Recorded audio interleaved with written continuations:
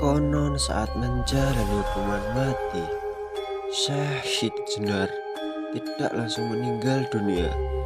Menurut kisah rakyat, Syekh Siti Jenar sempat 4 kali hidup dan mati setelah keris Ki Kantanaga menghujam tubuhnya.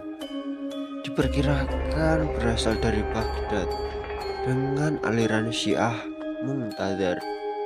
Dia kemudian menetap di Pengging, Jawa Timur. Dari sana Syekh Siti Jenar mengajarkan agama kepada Ki Ageng Pengging, Kebo Kenongo, dan masyarakat sekitar. Namun ajaran Syekh Siti Jenar tidak disetujui oleh para wali songo. Lantaran Syekh Siti Jenar menganggap dirinya menyatu dengan Tuhan. Sebelum cerita ini jauh membahas soal Syekh Siti Jenar, tidak mengkritisi dan mengangkat kontroversi tersebut atau tentang kebenaran ada atau tidak adanya Syekh Siti Jenar, hanya menceritakan cerita rakyat yang berkembang pada masa itu. Entah hanya mitos atau memang sebuah kenyataan.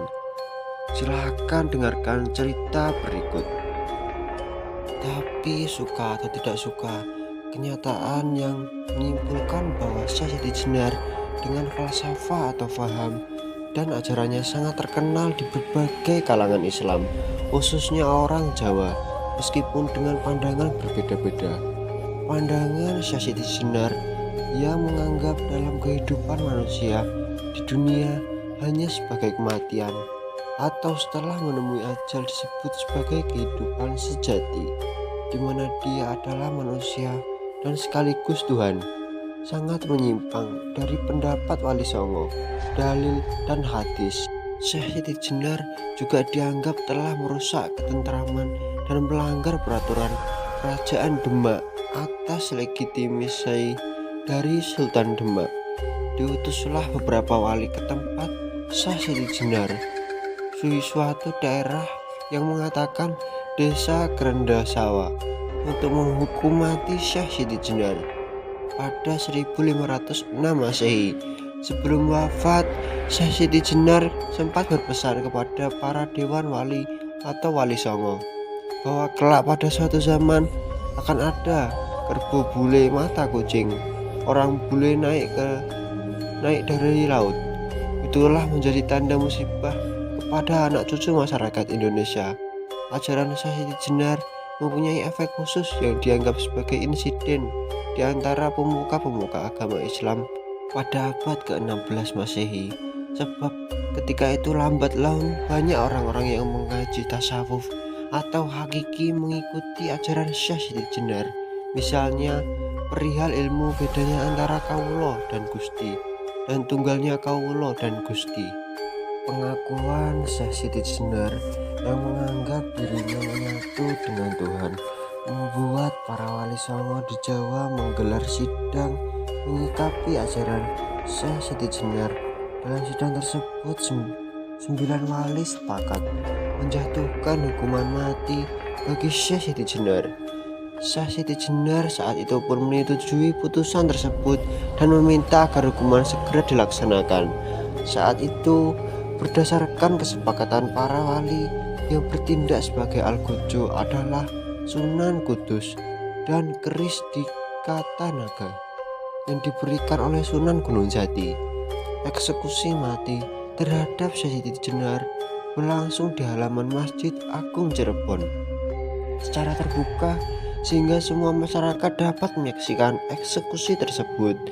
Menurut cerita rakyat pula, sebelum dieksekusi berlangsung, sempat ada kejadian mencengangkan, yakni saat keris Ki Kantanaga dihujamkan ke tubuh Syekh Siti Jenar. Terdengar suara keris seperti beradunya kedua besi yang sangat besar. Lalu para wali saling tersenyum sambil berkata, "Masa ada Allah seperti besi?" Syekh Siti Jenar kemudian menjawab, "Coba tusuklah sekali lagi." Ketika tusukan kedua, Syekh Siti Jenar menghilang, tidak ada wujud jasadnya. Kemudian para wali berkata kembali, "Masa matinya Allah seperti itu?" Secepat kilat Syekh Siti Jenar menampakkan diri kembali sambil berkata, "Coba tusuk sekali lagi." Ketika tusukan ketiga, Syekh Siti Jenar membujur tergolek di lantai masjid dan lukanya keluar darah merah. Dan para wali berkata kembali, "Masa matinya Allah seperti ini?" Pada saat itu Syekh Siti Jenar bangun, hidup kembali tanpa luka dan berkata, "Coba tusuk sekali lagi." Kemudian pada tusukan keempat, Syekh Siti Jenar rebah, mati, dan dari lukanya mengalir darah putih. Ketika itu para wali berkata kembali, "Masa matinya seperti cacing?"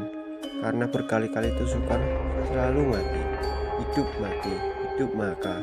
Syekh Siti Jenar berkata, "Lalu harus bagaimana mati saya menurut keinginan Anda?" Dan jawab oleh seluruh wali biasa, "Seperti orang tidur, badannya lemas, begitulah mati bagi orang husnul komil." Sesudah itu ditusukkanlah jasadnya dan wafatlah Syekh Siti Jenar seperti umumnya manusia.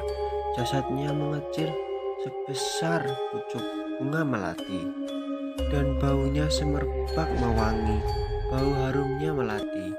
Wallahu a'lam bishawab. Itulah tadi cerita tentang kematian Syekh Siti Jenar yang telah dieksekusi. Jika kalian suka tentang konten video, tentunya jangan lupa like dan subscribe. Jika kalian tidak suka, tentunya dislike aja videonya, juga tidak apa-apa. Yaitu adalah hanya cerita, kalian boleh percaya atau tidak.